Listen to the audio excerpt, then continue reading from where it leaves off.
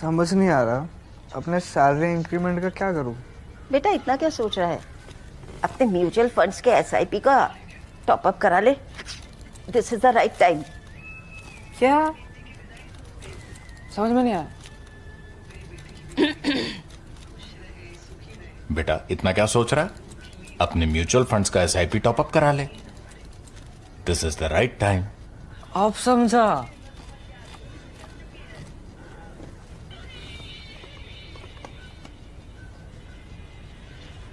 Mutual fund investments are subject to market risks. Read all scheme related documents carefully.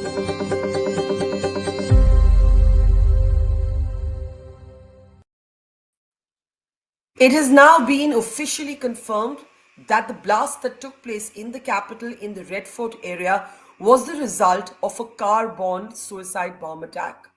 In the meantime, there have been almost unbearable images of grief and loss from the Kashmir Valley, where the explosives that were first seized from Haryana as the Jammu and Kashmir police uncovered the Faridabad terror module went off accidentally, say the Kashmir police, at Nowgam, the police station, the area where the plot to target Delhi and other cities of India were first uncovered. It is a chilling reminder of the kind of damage these explosives, 3,000 kilos of ammonium nitrate, could have inflicted on all of us and the cities of India. There are questions that are being asked and must be asked as to whether it was really necessary for the explosive seized to be carried back in a car all the way from Haryana to Nowgam in the Kashmir Valley. These are the heartbreaking images of little children whose fathers will now never come home. On the other hand, India is confronted with a new kind of terror, or an old kind of terror in a new package, a doctor's terror module. The NIA, as I mentioned, has confirmed that a car-borne suicide bomber was responsible for the Red Fort blast, and that the aim was not to stop with Delhi but to target multiple other cities. The explosives that have gone off in the Kashmir Valley, albeit by accident, are a reminder of the kind of damage that this terror module could have inflicted. Let me introduce our guest today to look at the new security challenges before India and all the questions thrown up by these developments. This, even as we must take a look at what's going on in our bordering countries, Pakistan, where a constitutional amendment has made Asim Munir even more powerful, and Bangladesh, where there is turmoil after Sheikh Hasina has been sentenced to death by a local court. Remember, Sheikh Hasina, of course, is still in exile in India. I want to introduce our guest now, Tavleen Singh, veteran journalist, author, columnist, is with us. Good to see you, Tavleen. Also joining us is military veteran, former general officer commanding of the 15th Corps, has been on the ground in Kashmir through some of its worst years, General Atta Hasnain. Always a pleasure, sir. And also joining us is top cop and somebody who has, of course, also been in the intelligence bureau at a key position, Yashovardhan Azad. Welcome, everybody. Mr. Azad, if I may start with you. You know, we will, of course, turn our attention to the fact that it is now confirmed that the man in the car in the Red Fort area, Dr. Umar Muhammad Nabi, was a suicide bomber. Initially, there was a suggestion that this could have been an accidental detonation, but a statement released over the weekend by the NIA says that he was indeed someone who was on a suicide mission. He had an accomplice. That accomplice has also been taken into custody. And I'll come to all of that in a moment.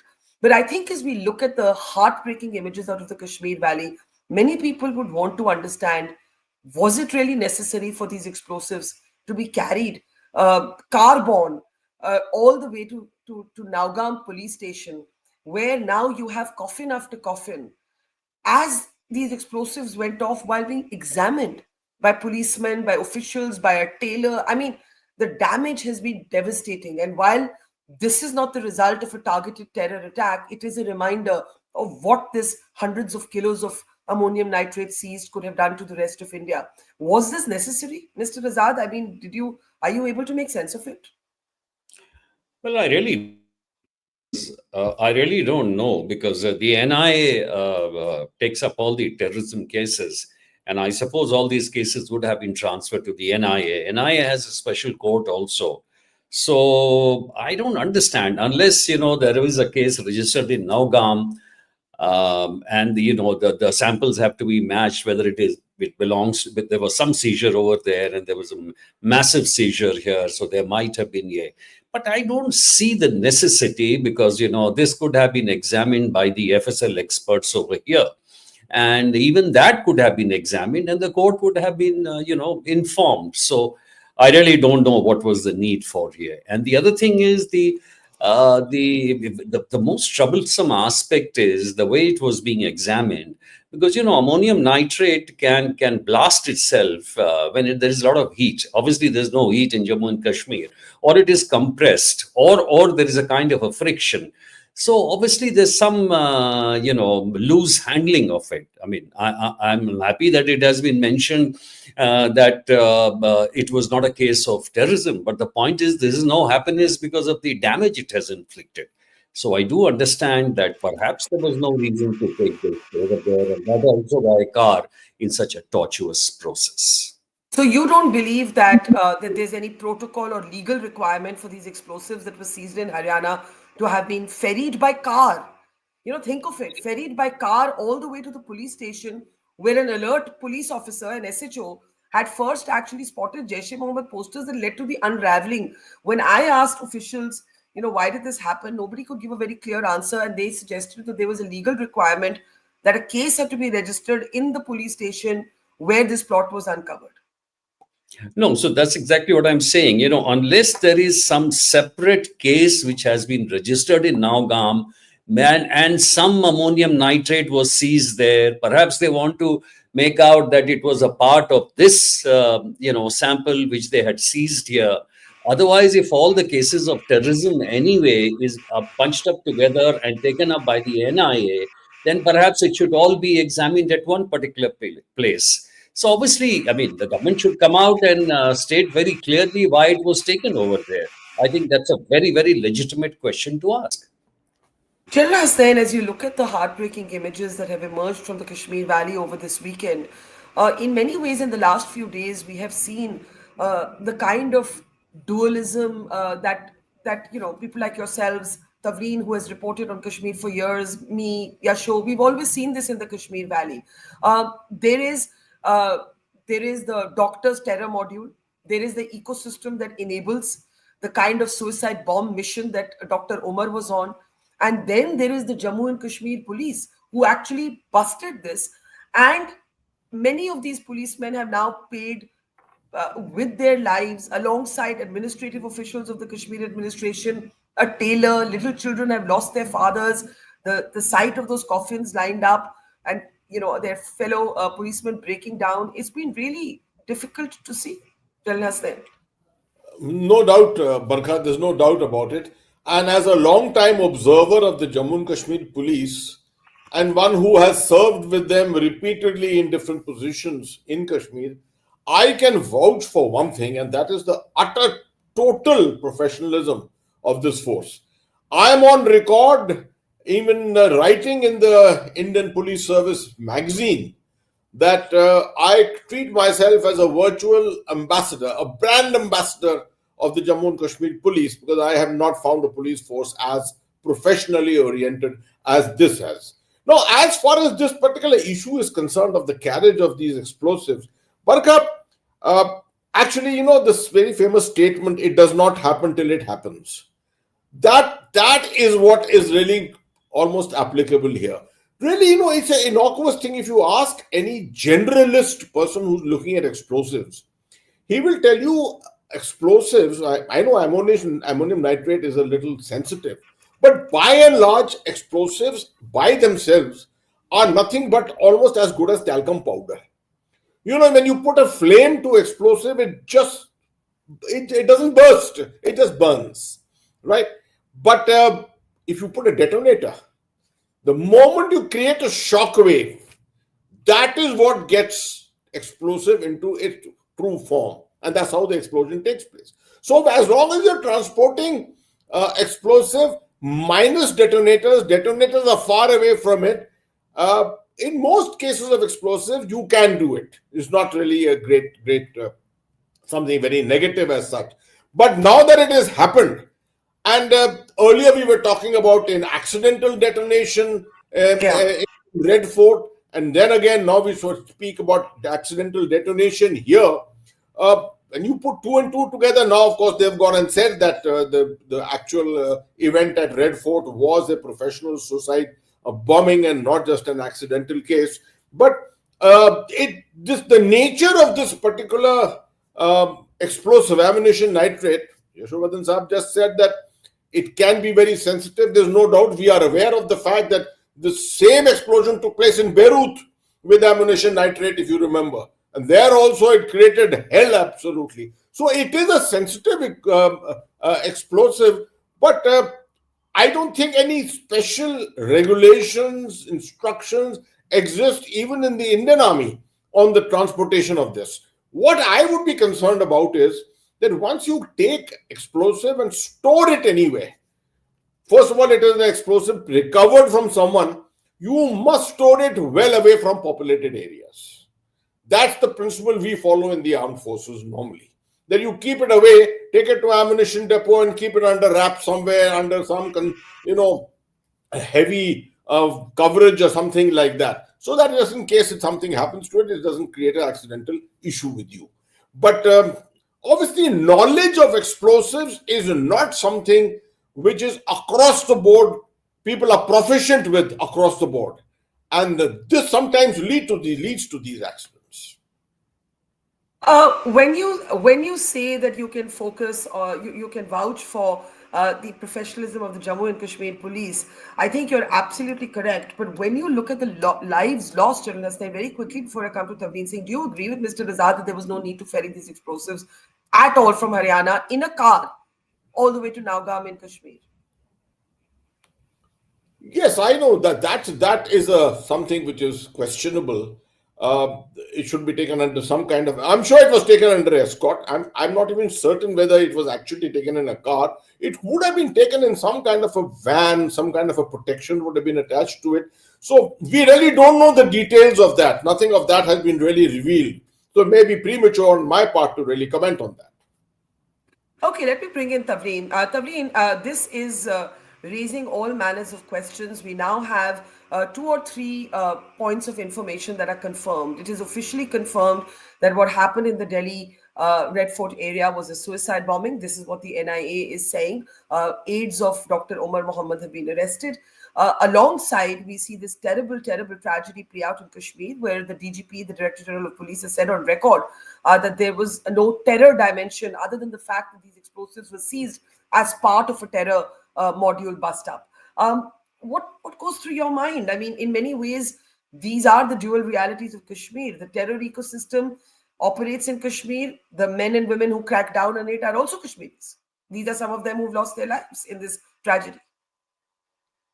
Okay, look, I'm no policeman or security expert, but I knew KPS Gill very well in the years that he, was ending the terror in Punjab. And the one thing that I remember very clearly that he said was that you have to train policemen in counterterrorism, that the ordinary policeman needs to be used for counterterrorism because he's the guy who actually is in touch with the people in the village and intelligence gathering, for instance, handling explosives, all of that sort of thing. Now, you're not going to believe this, but after 26/11, you would imagine that the Bombay police, the Maharashtra police, would be trained in counterterrorism, that there would be some sign that they had been retrained for this very specialized kind of duty. It hasn't happened. What we do after every incident of this kind is just forget about it until the next one happens. Something very careless obviously happened at that police station. Something, because, the point is, as General Saab was just saying, you need a detonator, but I don't know about explosives. There was no detonator in the suicide bomber's car either. So is it some new kind of explosive? If the police would decide to to confide with in the with the people, to have a media briefing officially and say, look, this is what happened and this is what we're doing. Why are they so reluctant to actually come forward? Because our safety is involved. You would imagine that they would have learnt by now that you have to have a proper media briefing so that more people don't die out of some careless incident. You don't see that happening here. So as far as I'm concerned, I really think that, it's a bad thing to say in the face of such a tragedy, but, was it carelessness? Mr. Azad, was it carelessness? And again, actually, the one police force in India that has a very, very granular experience in counter-terrorism is the Jammu and Kashmir police. So actually, this incident really shocks me because the Jammu and Kashmir police has battled terrorism, dealt with explosives, dealt with IEDs, handled explosives from the 1990s. This is really startling what has happened. Obviously, it is carelessness. I mean, there are no two ways about it. You see, the question is, and that's why I'm asking, there are two questions. One is whether it was necessary for the explosives to carry them over there. Because the NIA has a special court in Delhi. NIA has taken over the cases of terrorism. They are all bunched together and they can go any place and take over the case. Now, if it was here and 2,900 kgs were here, then all you needed was the top FSL experts to come and examine that it is ammonium nitrate. And you have to do the, give the evidence that it was seized from that particular place and then link it to that and then give it to the court whenever it is required. So why it was taken, I don't understand. If a sampling had to be done, it was easier to carry a little bit of sample from there to here. I don't know whether ammonium nitrate was also seized in Nowgam and they wanted to match the sample, whether that is from here or not. But for that, it is easier to get something from there. So there should be a clarity. And I have always maintained in such important things, there should be a briefing, and there should be a briefing by a responsible person at a 4 o'clock fixed time, so that everyone gets to know what has happened. You see, every time we are skirting around the issues. So what has the government said? The government has said, it is not an act of terrorism. अरे भाई वो तो ठीक है. सवाल ये है जब इतने लोग मरे हैं, तो you have to say what happened. So, while they were handling, there were so many people inside, there were so many people outside. How can you imagine what is the need to keep it over there? What you have to do in such cases is to prove that the chain of custody is pure. That means where is the chain of custody start कि भाई इन्होंने seize किया, इनके पास है, उसको आप record करते रहिए और उसके बाद then take the samples or match the samples. If you're doing it at night in a police station and some people, thank God, went out for a cigarette break or something, so they were saved. The others got, lapeted in that. That's a very, very sorry thing and action should be taken. So do you believe that actually, I mean, it's a cruel question in the midst of such tragedy to place in front of the Jammu and Kashmir police, but who is accountable for this? Somebody is accountable. No, something has happened that we don't know, Mr. Azad. There is a missing piece of information here. I'll tell you something. The forensic science infrastructure, which the government has, pronounced in an elaborate form, will take time. That's the whole problem. We put the cart before the horse. We put jet technology on a bullet cart, so it doesn't work. The first thing in this country also, we should have started with the forensics, with the prosecution. Instead, we started, with something else. So now with the you have in Nowgam police station, nothing. I really don't know whether a special team went or it was doing it or not. It should have gone on a special plane. It should have gone with the special forensic staff. It should have gone with all the, wherewithal concerned. It's the most important thing if it had to go. So there is a mistake. Yes, of course, it's not malafide. There's no intention. There's no malintent. Yes, of course. That's what I'm saying. It's almost cruel. When you look at the devastation on the faces of those Kashmir policemen who've already suffered so much, and made so many sacrifices over the years, you feel almost cruel for asking the question, and yet one must.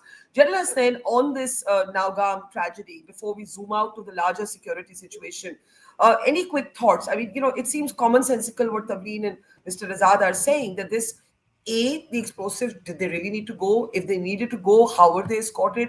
3, such an experienced police force, such a professional, brave, courageous police force. And you look at these images and your heart breaks of these children who have no father who's going to come back to them. Needless loss of life now that it's officially been said this is an accident. Completely. Barkha, in the army, we have a system. When you are involved with something for very long, we assume in the army that you are going to get a little complacent, right? So most of our generalship believes in something that every year when you finish your collective training and come back to your cantonments, etc., 1 month, 2 months, you do a thing called back to basics. Many times people in the enthusiasm of doing their everyday job tend to forget the basics that they were taught to them. I suspect that Jammu and Kashmir Police only perhaps needs to revisit the basics once again, because it has been involved so deeply. That's why I said it's a hugely professional force. But in professional forces also, you need revisiting basics once in a while. Yeah, it's sad but true, I guess. Or a very professional, very experienced force, somebody or something. There is a gap in information. We don't actually properly know how and why this happened. In the meantime, as I said, there is the larger ecosystem. There is the larger concern about this white-collar terror network, a gang of doctors, men and women, now confirmed a suicide bomb attack in the heart of the capital. And there has come a very, very contentious statement from PDP's Mehbooba Mufti, who says what happened at Red Fort is Kashmir's problems being presented at the door of the Red Fort. I'm paraphrasing, but I'm just going to play out the statement and then look at the fact that we now have official confirmation of a suicide bomb attack. Take a look. अगर कहीं पानी नहीं होता तो लोग सड़क पे निकलते हैं तो उनको भी एसएचओ जाता है, कहता है अंदर जाओ नहीं तो पीएसए लगा लूंगा. हर चीज के लिए पीएसए, हर चीज के लिए यूएपीए. ये जो दहशत का माहौल आपने बनाया, आपने दुनिया को बोला कश्मीर में सब ठीक हो गया, मगर अब देखिए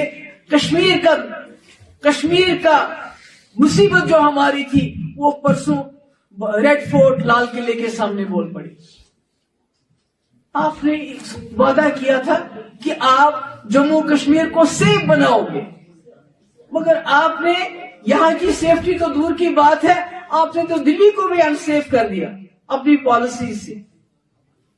आपको सोचना पड़ेगा. मुझे नहीं मालूम दिल्ली में ऐसे कितने लोग हैं, इस सरकार में ऐसे कितने लोग हैं जो संजीदगी से नेशनलिस्ट हैं. मुझे याद है मुफ्ती साहब ने एक बार मुझे कहा था जब हम इनके साथ सरकार बनाने वाले थे और मैं थोड़ा सा तजब्जुब में थी और मैं रिलक्टेंट थी कि हम नहीं करेंगे ऐसा.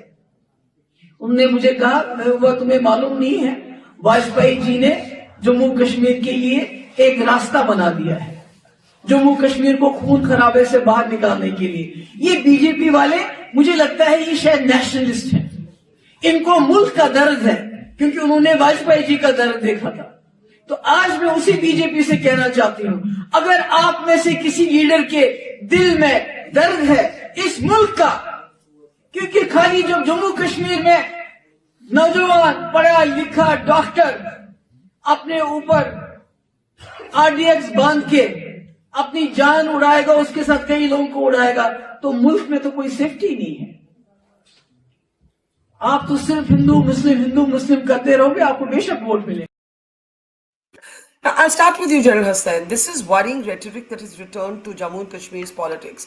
The fact is, of course, everybody can debate how did this happen, why did it happen, why was the Faridabad press conference announcing the fact that the module had been busted, why did it take place without everybody in the module being arrested? And by the way, that was not a J&K police press conference, it was a Haryana police press conference.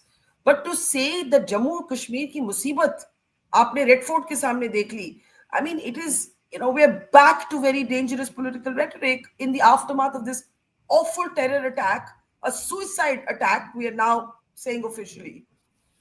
Obviously, Barkha, this is a hugely political statement and expected to come at a time such as this.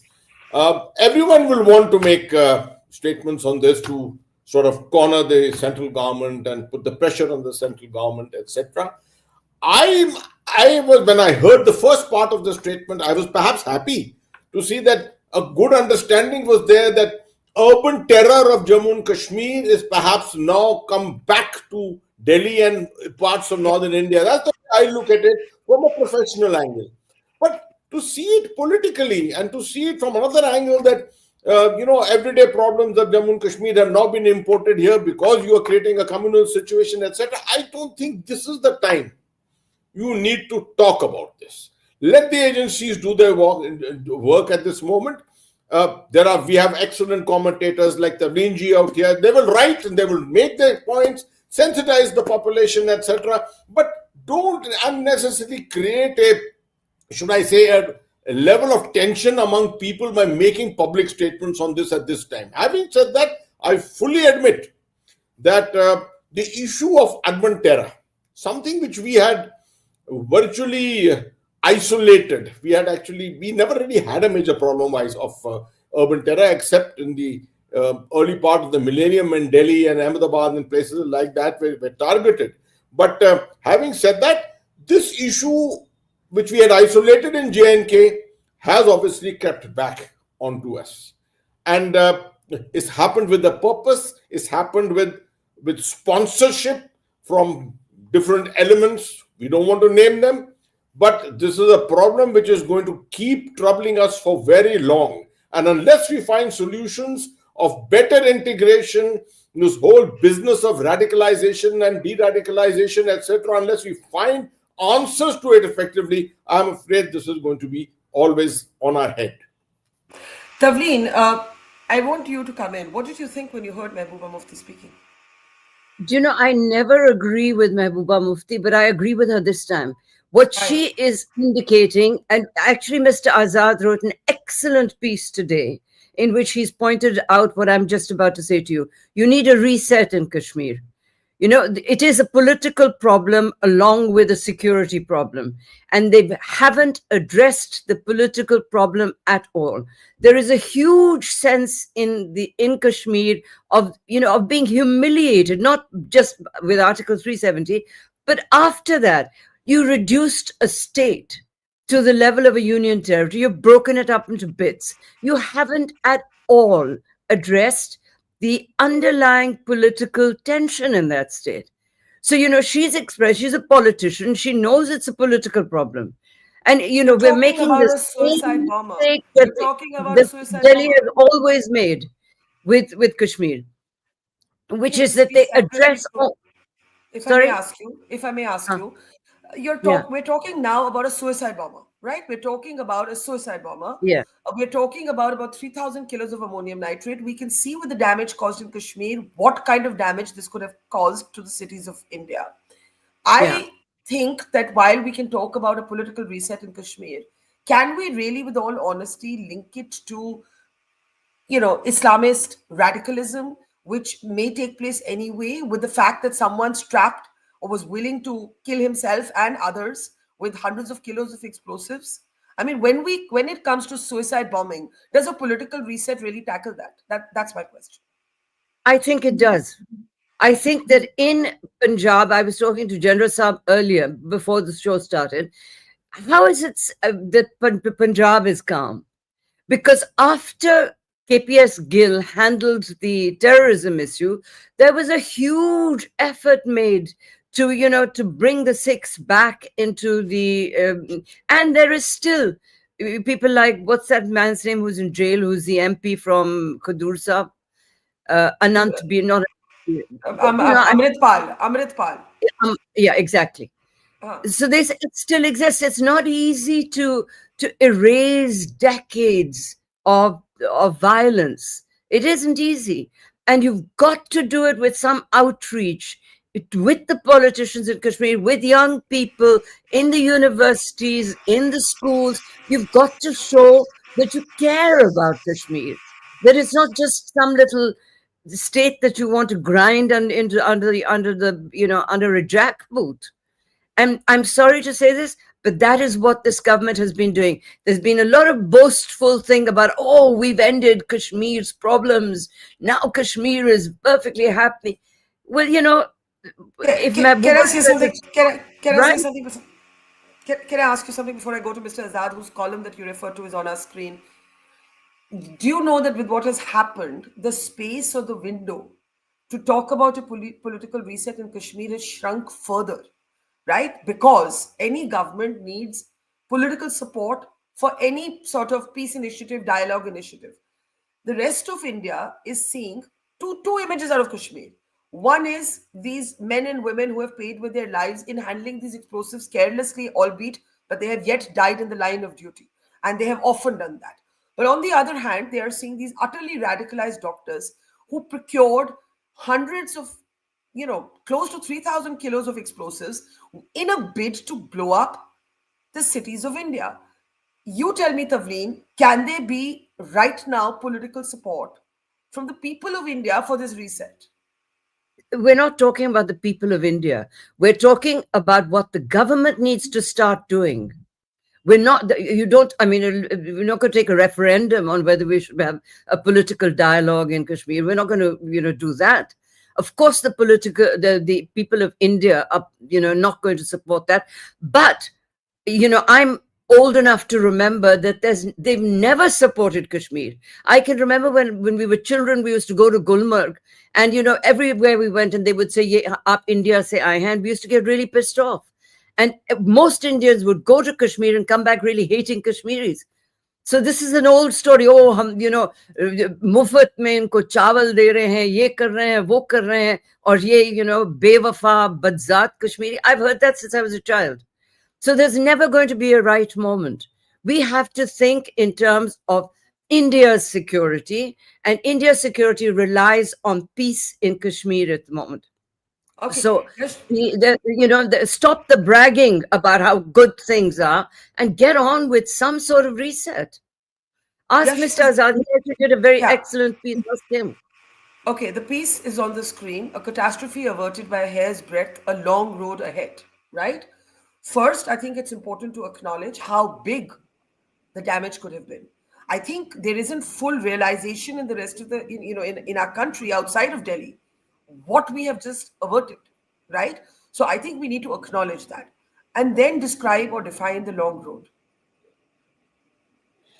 Yes, first of all, let me, thank Tavleen ji for talking about my article. And actually what she's talking about is the counter-terrorism approach. And that's exactly what I insist upon. That, one of the reasons why General Hasnain has been so successful, because he's not just a mortar firing general. I mean, he has taken all aspects of counter-terrorism, counter-insurgency into account while he was the corps commander over there. So the question of, integrating youth is extremely important. Now, I just take a minute to say these small things. What is intelligence? Intelligence is something you pick up from the ground. Intelligence is basically voices of the people. Now, if you have an elected government, I mean, in a democracy, it's incumbent upon you that you do it. It is incumbent that when you're fighting terrorism, the security command has to be under the elected representative.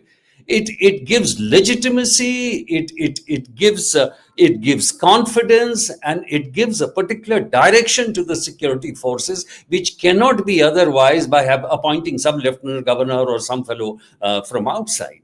So the question is, in this particular case, what has happened is, you're absolutely right that in Kashmir, this is a time for this is not a time for a political reset, but political reset is a basic prerequisite for formulating a counter-terror strategy. And number two, yes, this radicalization is getting into all over the country. Again, I support Tavleen ji, because when she's talking about engaging, that's exactly what I meant. I said most of the chief ministers today are engaging only where the votes count.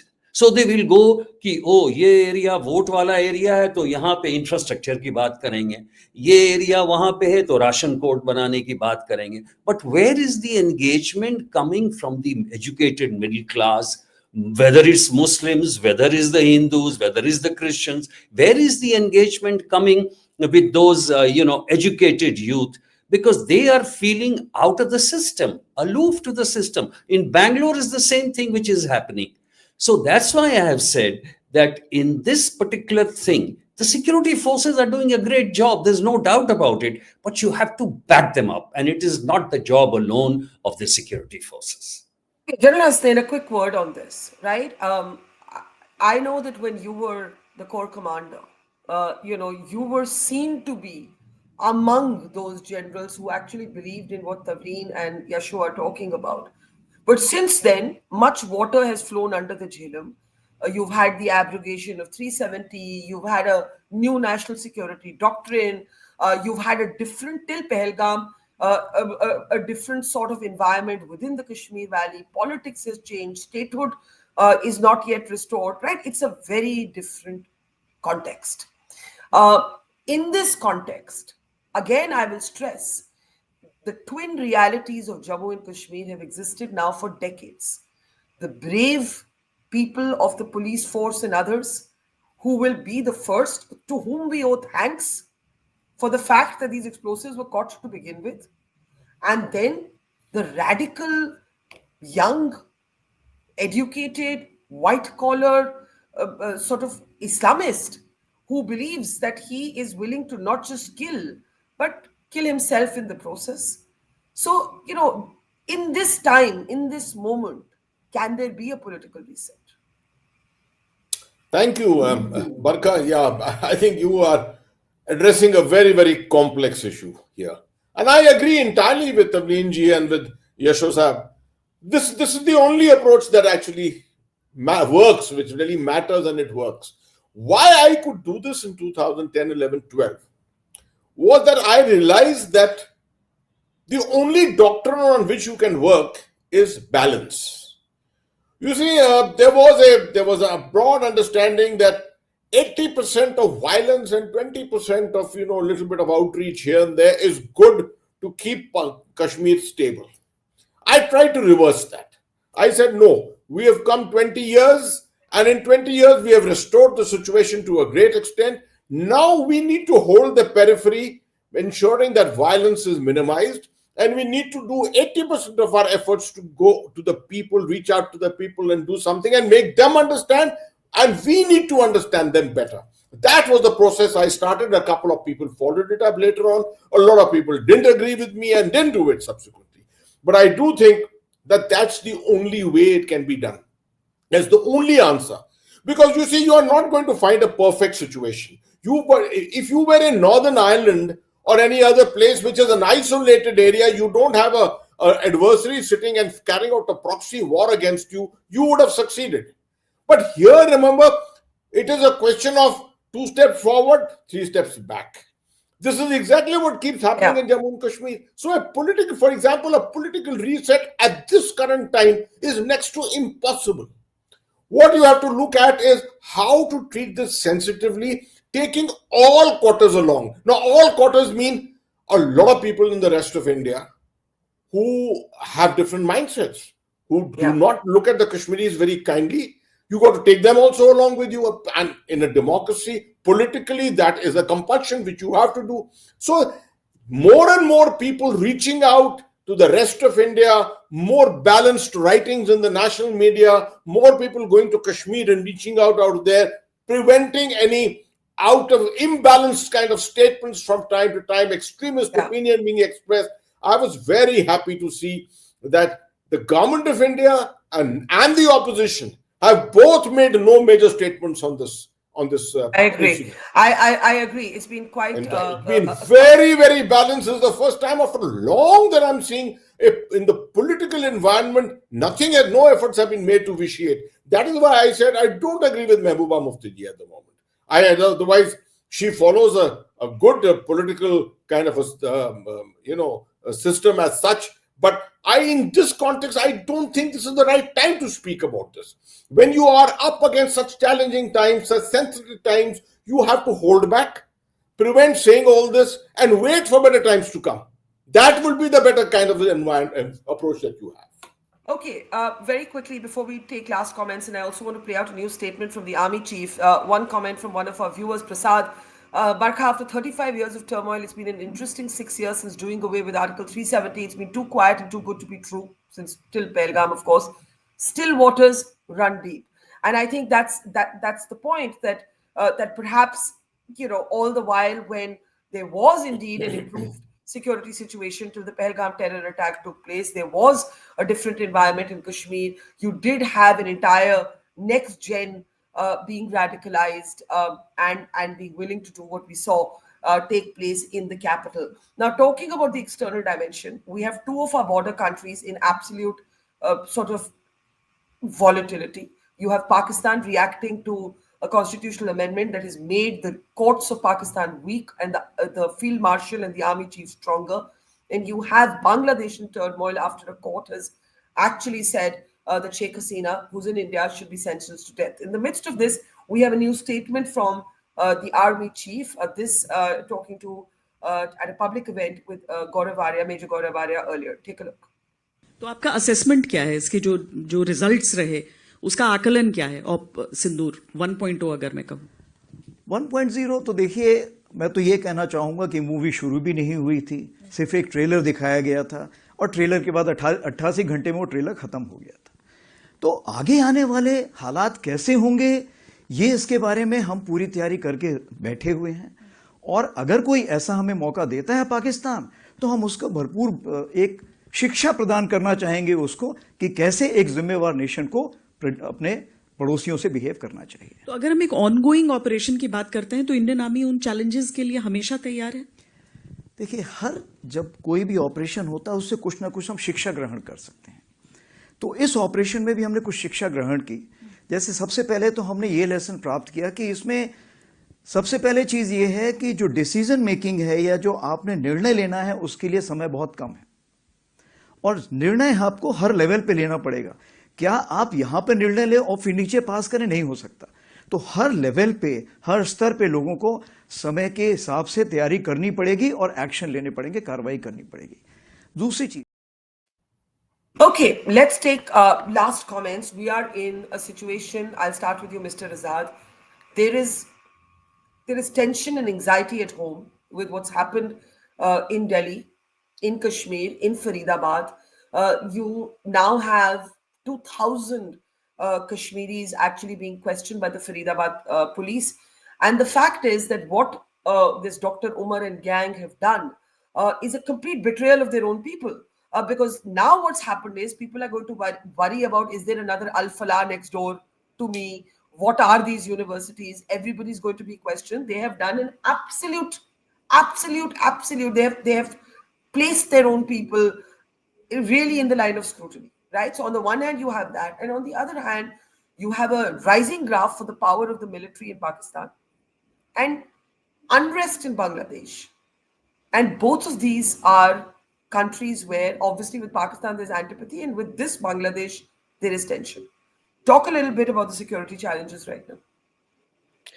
Well, security challenges are huge. There's no doubt about it.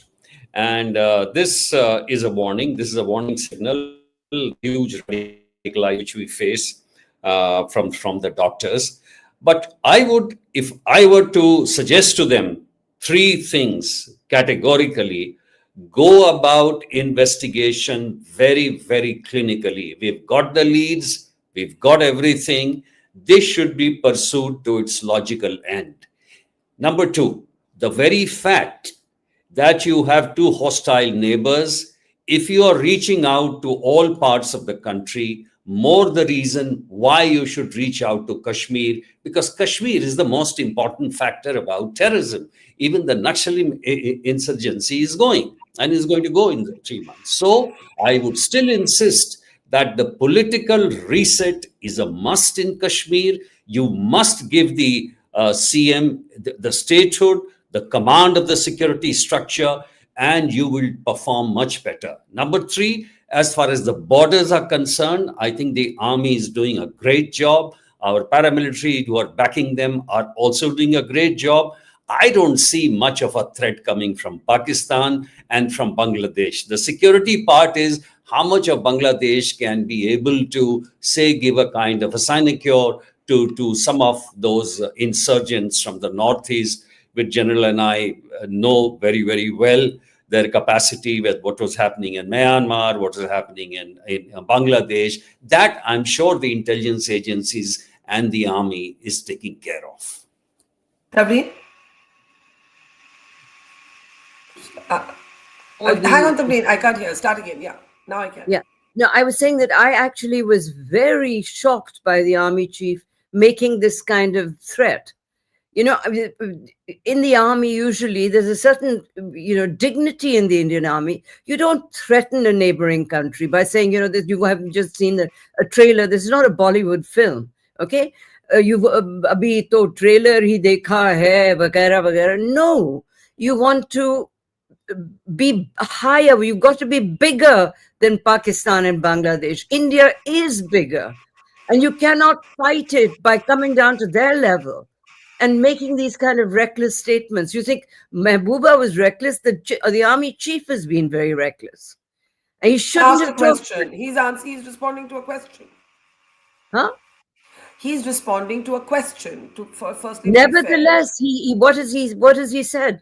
We can, we are going to do this. You don't have to say that. We are ready.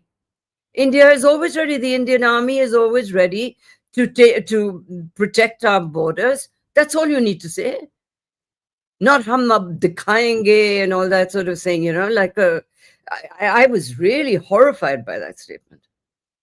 General Hasnain, let me give you the last word. I think it's always sort of a prickly conversation when a military chief is asked a question and says, look, Operation Sindoor hasn't been declared over. This was a prelude. If Pakistan messes with us, the full force, I think what I read in that statement was the full force of our fury will be unleashed if Pakistan provokes us.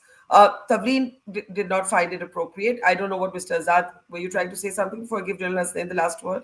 Yes, can we unmute Mr. Azad? You see, Tavleen ji has got one second, General Hasnain. Yeah, sure, Azad's trying to say something and then I'll give you the last word. I'm very happy Tavleen ji mentioned this because, using word like Siksha Dena, lesson Dena, you're a commander of a big country. And that's what I said.